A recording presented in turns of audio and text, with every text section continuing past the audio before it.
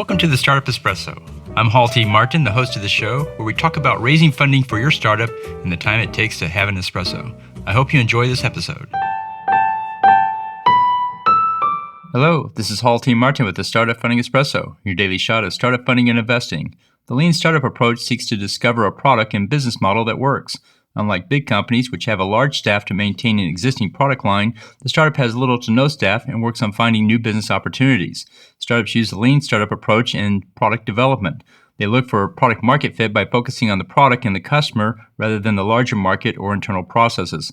The startup finds itself working with emerging technologies in newly defined fields. The purpose is to create a minimum viable product, or MVP, and test it with the market. The startup uses A/B testing to try out variations of the product. The startup team focuses on interviewing customers, identifying needs, and proposing feature sets. The product development process runs on a limited budget and a short timeline. The lean startup process consists of building several MVPs and testing them out until product market fit is identified.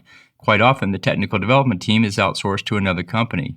Thank you for joining us for the Startup Funding Espresso, where we help startups and investors connect for funding. Let's go start up something today. Hall T. Martin is the director of Investor Connect, which is a 501c3 nonprofit dedicated to the education of investors for early-stage funding.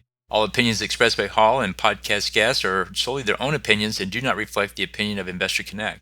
This podcast is for informational purposes only and should not be relied upon as a basis for investment decisions.